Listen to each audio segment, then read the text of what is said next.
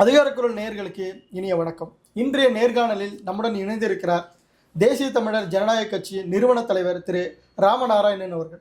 வணக்கம். வணக்கம். அதிகாரக்குரல் நிகழ்ச்சியினுடைய தொகுப்பாளர்களுக்கும் இந்த சேனலை வழிநடத்துகின்ற துணை பேர்களுக்கும் இந்த சேனல் வலுப்பெறுவதற்கும் வாழ்த்துக்கள் கூறி நன்றி. இப்போ சமீபத்தில் டெல்லியில் நடந்த கார் வெடிகுண்டு தாக்குதல், அதை பற்றி உங்களுடைய பார்வை? இதுவரைக்கும் நடந்திருக்கக்கூடிய வெளிநாட்டினுடைய சதி செயல்களுக்கு காஷ்மீர் என்பது ஒரு மூளையாக செயல்பட்டது. காரணம், அங்கு அனைத்து விதமான அதிகாரங்களும் காஷ்மீருக்குண்டான விடுதலை இயக்கமாகவே அதை சித்தரித்தார்கள். ஆனால் தேசத்தினுடைய ஒரு பகுதியாக இருக்கக்கூடிய அந்த காஷ்மீரத்திலே வன்முறை களத்தை மாற்றி அமைத்தது மிகப்பெரிய சாதனை மத்திய அரசுக்கும் தேசபக்தர்களுக்கும் உண்டு. ஆர்டிகல் 370 என்கின்ற சரத்தினை நீக்கியதற்கு பின்னால் அங்கு ஜனநாயக ரீதியான தேர்தல்கள் நடந்து மக்களின் எதிர்பார்ப்புக்குரிய ஆட்சி அமைந்ததற்கு பின்னால் தீவிரவாதிகளுடைய எண்ணங்கள் அங்கு செயல்படுத்த இயலவில்லை. புல்வாமா தாக்குதலுக்கு பின்னால் மிகப்பெரிய தாக்குதல்களை, துல்லிய தாக்குதல்கள் எல்லாம் நாம் நடத்தி முடித்ததற்கு பின்னால் இன்றைக்கு உலக அரங்கே திரும்பி பார்க்கின்றது. நாம் ஒரு நாட்டை சிறைபிடிப்பதற்காகவோ அல்லது அந்த நாட்டினுடைய இறையாண்மைக்கு அச்சுறுத்தல் ஏற்படுத்துகின்ற வகையிலோ இந்திய அரசாங்கம் எந்த விதமான முடிவுகளும் எடுக்கப்படவில்லை என்பது மட்டுமல்ல, அந்த எண்ணம் என்றைக்குமே இந்தியாவில் இருக்கக்கூடிய எந்த தலைவர்களுக்குமே வந்ததில்லை. அப்படிப்பட்ட சூழ்நிலையில் இந்தியாவினுடைய இறையாண்மையை பாழ்படுத்த வேண்டும் என்பதற்காக திட்டமிட்ட ரீதியிலே ஒரு சமயத்தில் பேசுகின்ற பொழுது சொல்வார்கள், தீவிரவாத குழுக்களுக்கு சரியான வேலை வாய்ப்பின்மை இல்லை, பொருளாதார சூழல்கள் தவறான திசைக்கு மாற்றுகின்ற அந்த வல்லமை மூளைச்சலவை என்று சொல்வார்கள். இதைவிட 100 மடங்கு மூளைச்சலவை செய்தவர்கள் திரிபுராவினுடைய நக்சல்கள், மணிப்பூரினுடைய நக்சல்கள், இன்னும் பல இடங்களில் நக்சல் தீவிரவாத இயக்கங்கள் எல்லாம், ஏன் தமிழகத்திலே கூட மிகப்பெரிய அளவில் நக்சல்களுடைய பயங்கரவாதங்கள் இருந்ததை நாம் கண்கூடாக பார்க்கின்றோம். இப்படிப்பட்ட அச்சுறுத்தலான பயங்கரவாதத்திற்கு இணையாக ஏன் தமிழகத்தில் எல்டிடி கூட ஒரு முன்னாள் பிரதமரை கூட குறிவைத்து கொலை செய்கின்ற அளவிற்கு வன்முறை தமிழகத்திலும் கூட நடந்திருக்கின்றது.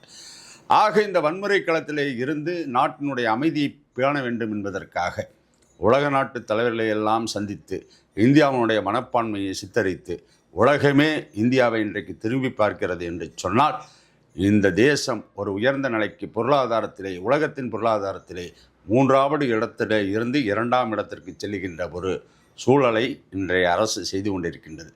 இது உலக நாடுகளினுடைய பிடியிலே இருக்கக்கூடிய தீவிரவாதிகளுக்கும், ஏன் அமெரிக்க ஏகாதிபத்தியத்திற்கோ அல்லது இஸ்லாமிய அடிப்படைவாதம் பேசுகின்ற நாடுகளுக்கோ இந்தியா ஒரு சிம்ம சொப்பனமாக மாறுவது அவர்கள் ஏற்றுக்கொள்வதில்லை.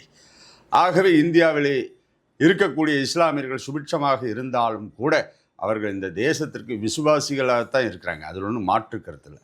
ஆனால் இதை சீர்குலைத்தால் மட்டும்தான் இந்தியாவை பலவீனப்படுத்த முடியும் என்பதற்காக சீனா, துருக்கி போன்ற சில அடிப்படைவாத நாடுகள் இதை தூண்டிவிடுகின்றது. அதனுடைய அடிப்படையில் தான் துருக்கிஸ்தானில் இருந்து உருவாக்கப்பட்ட இந்த தீவிரவாத குழுக்கள் தான் இந்தியாவில் இருக்கக்கூடிய, குறிப்பாக இதுவரைக்கும் தீவிரவாத செயலில் ஈடுபட்டக்கூடிய அத்துணை பேர்களுமே ஒரு வித ஜிகாதிகளாக இருந்தார்கள். ஆனால் இன்றைக்கு மக்களை கொன்று குவிக்கக்கூடிய யமனாக மாறுகின்ற போக்கு இன்றைக்கு நடந்திருக்கின்றது. இதற்கு பின்புலமாக இருக்கக்கூடியது ஒரு உயிரை காக்க வேண்டிய மருத்துவர் குழுவே இது போன்ற பயங்கரவாத செயலில் ஈடுபட்டிருப்பது என்பது மிகவும் கவனத்திற்குரியது. இவங்க மேலே வைக்கக்கூடிய ஒரு குற்றச்சாட்டு, இப்போ இஸ்லாமிய பயங்கரவாதிகள் அப்படின்ற வார்த்தை இப்போ அதிகமாக கேட்க முடியுது. இஸ்லாமியர்கள் குண்டு வைக்கிறாங்க அப்படின்றதுக்கு அந்த ஒட்டுமொத்த சமுதாயத்தையும் பயங்கரவாதிகள்னு சித்தரிக்க முடியுமா? இஸ்லாமிய நாடுகள் எத்தனையோ நாடுகள் இருக்கின்றது. இஸ்லாமிய குழுக்கள், அங்கு அடிப்படைவாதத்தை பேசக்கூடிய எத்தனையோ குழுக்கள் இருக்கின்றது. இன்றைக்கு ஹமாஸ் போன்ற தீவிரவாத இயக்கமும் முஸ்லீம்கள் தான்.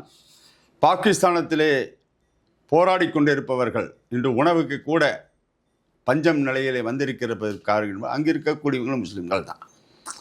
முஸ்லீம் என்பதற்கும் தீவிரவாதத்திற்கும் சம்பந்தம் இல்லை.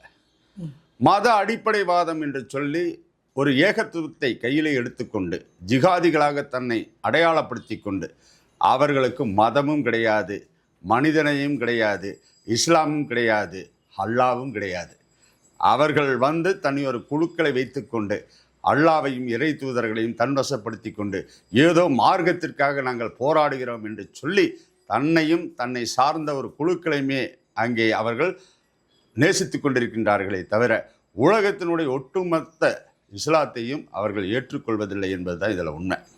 காரணம் என்னென்னு சொன்னால், ஈரான் ஈராக் சண்டை என்பதை நம்ம பல காலமாக பார்த்துருக்கோம். அந்த ஈரான் ஈராக் போரில் பார்த்தீங்கன்னா, ஒரு பக்கத்தில் பார்த்தீங்கன்னா அயத்துல்லா கோயமைனி இருந்திருக்காங்க, ஒரு பக்கத்தில் பார்த்தீங்கன்னா சதாம் ஹுசேன் இருந்திருக்காங்க.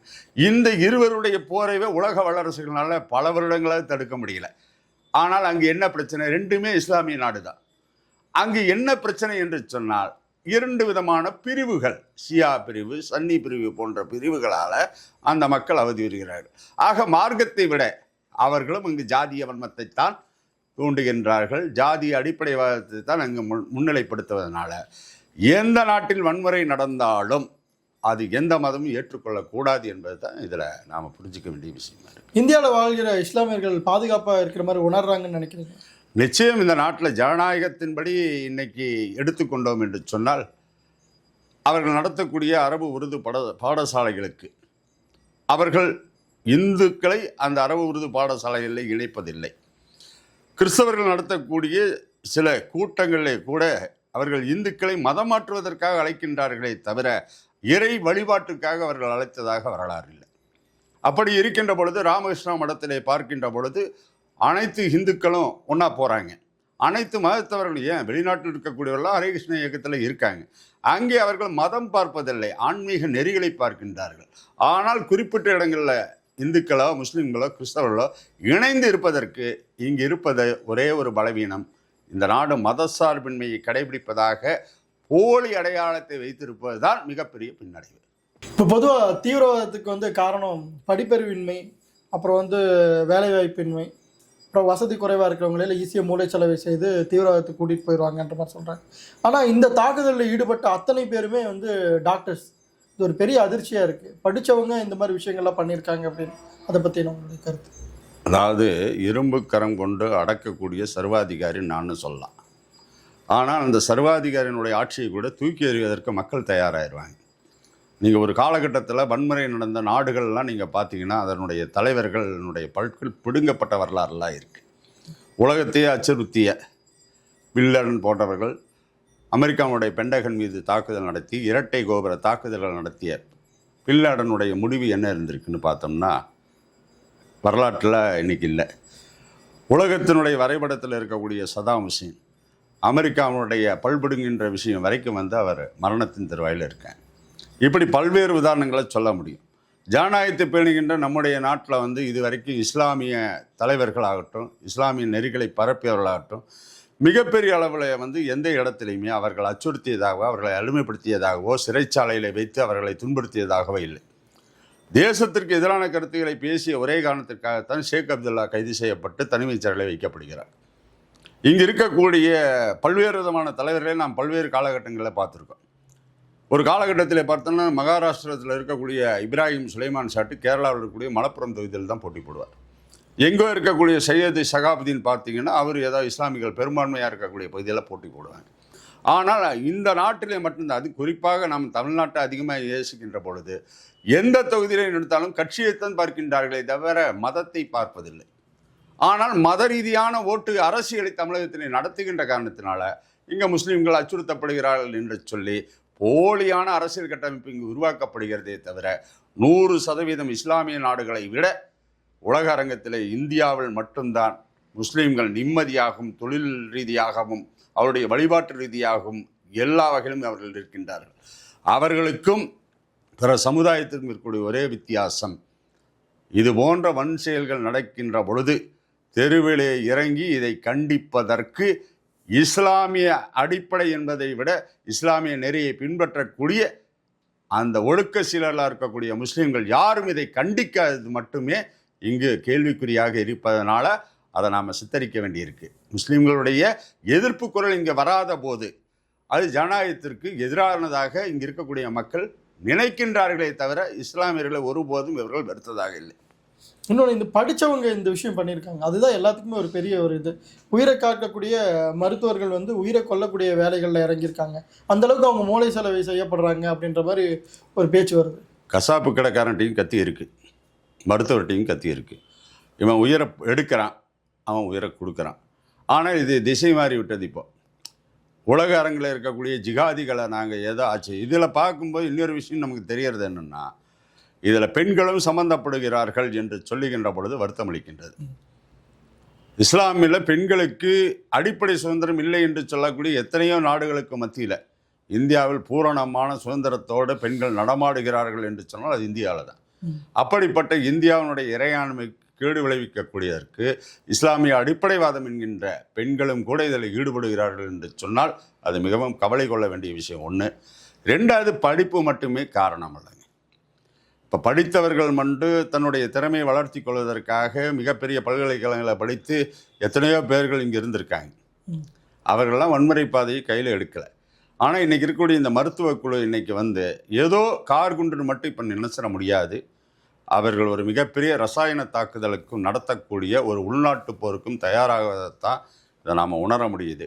ஆகவே உள்துறை ஆகட்டும், மத்திய அரசாகட்டும், மாநில அரசாகட்டும், மக்களுக்கு உரிய பாதுகாப்பு வழங்க வேண்டிய பொறுப்பில் இருக்கக்கூடிய காவல்துறையை தனித்துறையாக அறிவிப்பதோடு இல்லாமல் இது தேசிய புலனாய்வு முகமை என்பதனை கூட இன்னும் வலுப்பெறுவதற்காக ஒவ்வொரு மாநிலத்திலும் தேசிய பாதுகாப்பு முனையத்தை நாம் உருவாக்கி தேசம் இருக்க வேண்டும். மக்களுடைய ஒரு உயிர்கள் கூட இங்கு இழந்துவிடக்கூடாது வன்முறையின் போக்கிலே என்பதனை நாம் கருத்தில் கொள்ளணும்.